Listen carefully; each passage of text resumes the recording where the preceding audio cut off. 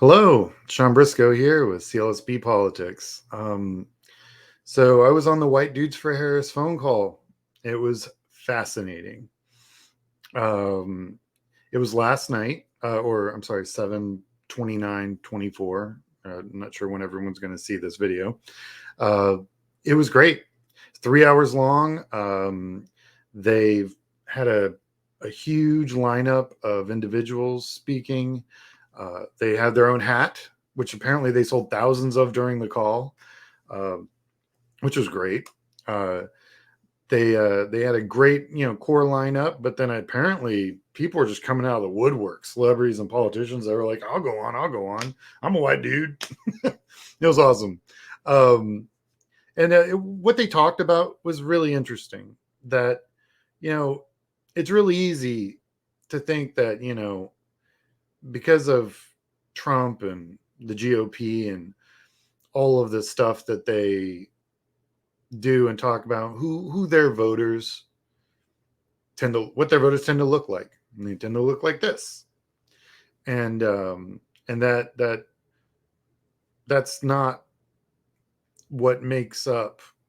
There's they were talking about like 35% of the voters are for the Democratic Party are white dudes, and and that every percentage point that we can increase that uh, takes out more and more of the GOP's strength.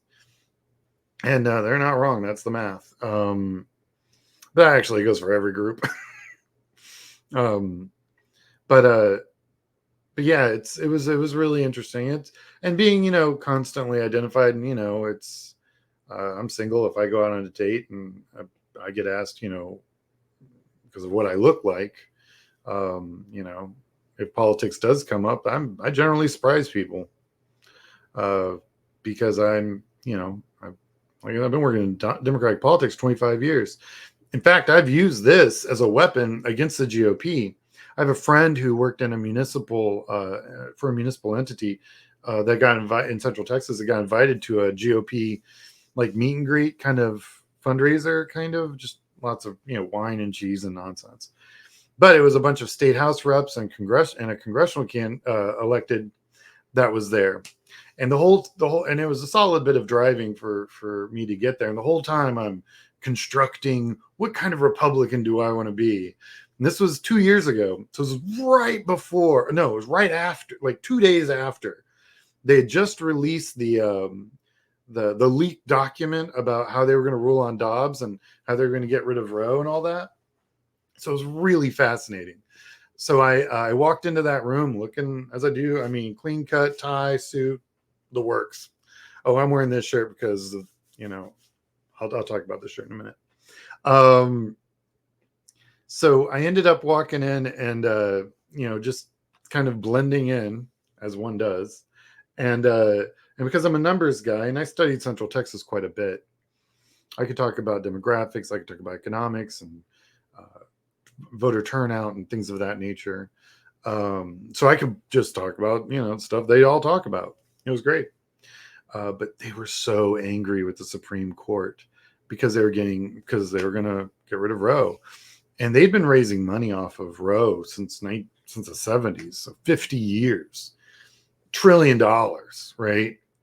It was a natural GOTV lever for them to pull every cycle. God, it just completely, they knew that it was going to hurt them in 2022, and that's why there was no red wave in 2022.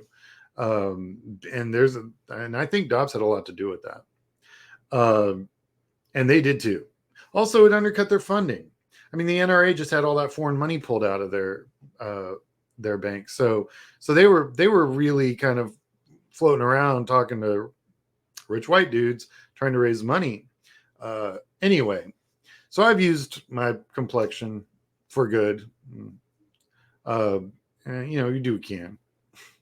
But it was really interesting them talking about how white dudes kind of do get cornholed into like this one little spot where it's you're a Republican or you're not, or you're an independent or libertarian or something like that. When there's a like 35% of the voters are Democrats that look like me. So it was interesting just to, hear that there were, a lot of people that, absolutely didn't agree with, where the GOP was and all that jazz. And so, yeah, it was cool. The night was awesome. I think 150,000 people had signed up, and 193,000 had shown up, and they had told everyone to share and send out texts, and you get a little QR code and send contact information so hey they can join.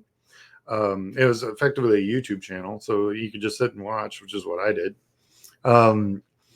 And so they raised that, went from 150,000, which I think was more than they were expecting, to 193,000. So 43,000 people got on with zero notice. They raised $42 million, which is a little over just under 1.5 million an hour, because it was like a 3-hour event. Great.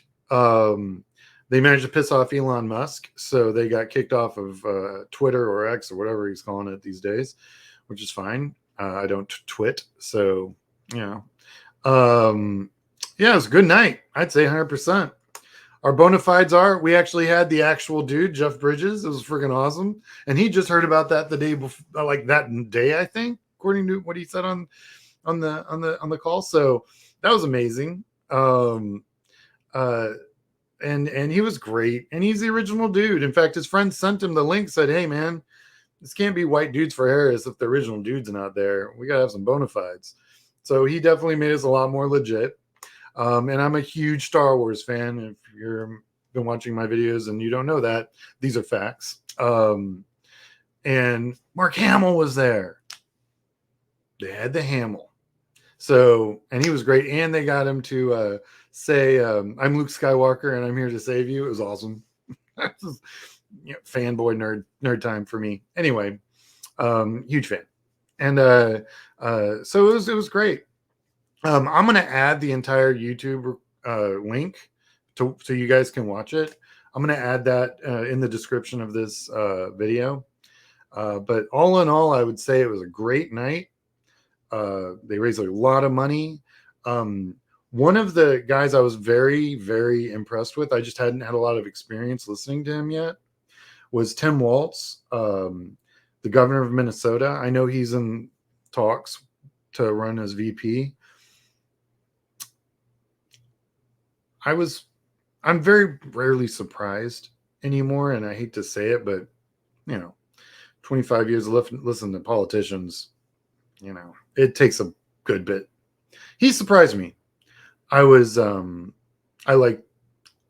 just liked him. What else to say? I thought he was clear. He understood the issues. I liked his presence, how he communicated, very matter of fact. I liked him.